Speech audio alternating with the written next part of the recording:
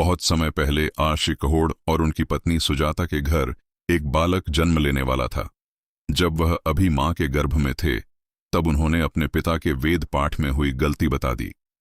पिता को क्रोध आ गया और उन्होंने शाप दे दिया कि बालक का शरीर 8 स्थानों से टेढ़ा होगा। इसी कारण उनका नाम अष्टावक्र पड़ा। अष्ट क्षक्ष 8, वक्र क्षक्ष टेढ़ा। बड़े होने पर अष्टावक्र को पता चला कि उनके पिता विद्वानों से शास्त्रार्थ में हार कर राजा जनक के दरबार में बंदी बना लिए गए हैं। तब बालक अष्टावक्र स्वयं राजा जनक के दरबार पहुंचे।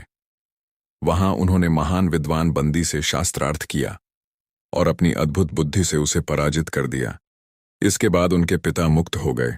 कहा जाता है कि बाद में पवित्र नदी में स्नान करने पर अष्टावक्र का शरीर भी सीधा हो गया।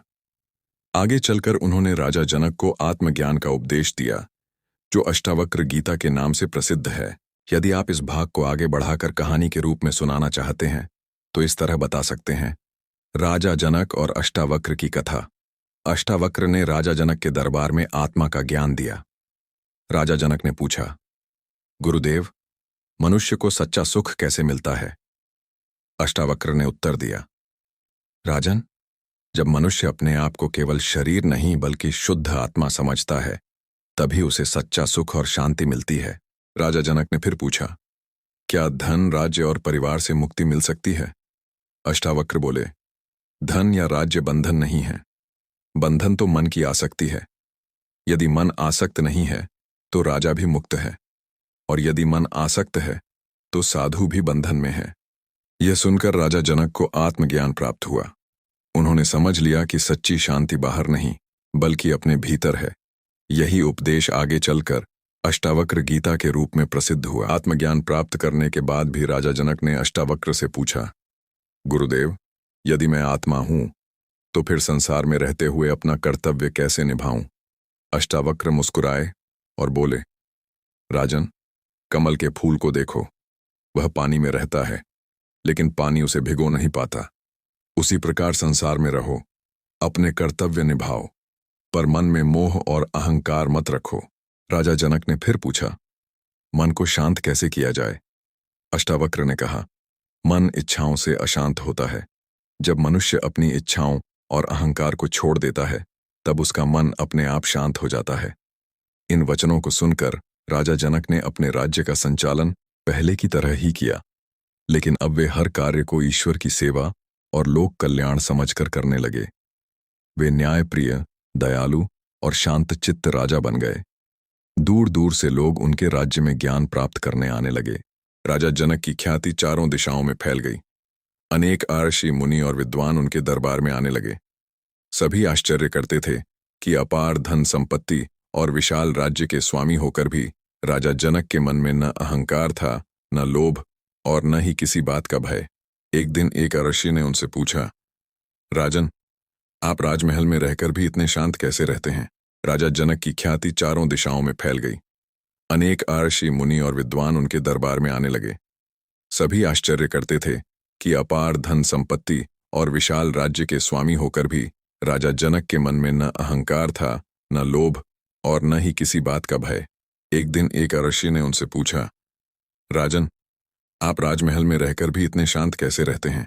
ऋषियों के जाने के बाद राजा जनक ने अष्टावक्र से पूछा, गुरुदेव, क्या यह आत्मज्ञान हमेशा बना रह सकता है? अष्टावक्र ने उत्तर दिया, राजन, आत्मज्ञान कोई ऐसी वस्तु नहीं जिसे प्राप्त करके खो दिया जाए। यह तो तुम्हारा अपना वास्तविक स्वरूप है। इसे केवल स्मरण रखना होता है। जब भी मन मोह, क्रोध या अहंकार में फंसे, स्वयं से पूछो, मैं कौन हूं? तब तुम्हें याद आ जाएगा कि तुम शुद्ध, शांत और मुक्त आत्मा हो। राजा जनक ने गुरु के चरणों में प्रणाम किया और कहा, गुरुदेव, आज से मेरा प्रत्येक कार्य सत्य, धर्म और करुणा पर आधारित होगा। मैं अपनी प्रजा की सेवा को ही ईश्वर की सेवा मानूंगा। अष्टावक्र ने आशीर्वाद देते हुए कहा, यही सच्चे राजा का धर्म है। जो अपनी प्रजा के सुख में अपना सुख देखता है, वही धरती पर ईश्वर का प्रतिनिधि कहलाता है। उस दिन के बाद राजा जनक का राज्य न्याय, शांति और समृद्धि का आदर्श बन गया। लोग केवल उनके वैभव के कारण नहीं, बल्कि उनके ज्ञान, विनम्रता और धर्म एक दिन राजा जनक ने अष्टावक्र से कहा, गुरुदेव, आपकी शिक्षा ने मेरा जीवन बदल दिया है। अब मेरी एक ही इच्छा है कि यह ज्ञान केवल मेरे तक सीमित न रहे, बल्कि अधिक से अधिक लोगों तक पहुंचे। अष्टावक्र मुस्कुराए और बोले, राजन, ज्ञान का प्रकाश दीपक की लौ की तरह होता है। एक दीपक से हजारों दीपक जलाए जा सकते हैं, फिर भी उसकी ज्योति कम नहीं होती। इसीलिए इस ज्ञान को योग्य लोगों तक पहुंचाओ। राजा जनक ने अपने राज्य में विद्वानों की सभाएं आयोजित कराईं। वहां धर्म, सत्य, आत्मज्ञान और सदाचार पर चर्चा होने लगी। दूर दूर से आर्षे, मुनि और जिज्ञासु लोग मिथिला आने लगे। अष्टावक्र के उपदेश सुनकर अनेक लोगों के जीवन में परिवर्तन आया। अष्टावक्र ने अंत में कहा, जो स्वयं को जान लेता है उसके लिए संसार भय का स्थान नहीं, बल्कि सेवा और प्रेम का अवसर बन जाता है। राजा जनक ने अपने गुरु के चरणों में प्रणाम किया और जीवन भर उसी ज्ञान के अनुसार राज्य चलाया। इसीलिए आज भी अष्टावक्र और राजा जनक की गुरु शिष्य परंपरा भारतीय आध्यात्मिक इतिहास में आदर्श मानी जाती है। एक दिन राजा जनक ने अष्टावक्र से कहा, गुरुदेव, आपकी शिक्षा ने मेरा जीवन बदल दिया है। अब मेरी एक ही इच्छा है कि यह ज्ञान केवल मेरे तक सीमित न रहे, बल्कि अधिक से अधिक लोगों तक पहुंचे। अष्टावक्र मुस्कुराए और बोले, राजन, ज्ञान का प्रकाश दीपक की लौ की तरह होता है। एक दीपक से हजारों दीपक जलाए जा सकते हैं, फिर भी उसकी ज्योति कम नहीं होती। इसीलिए इस ज्ञान को योग्य लोगों तक पहुंचाओ।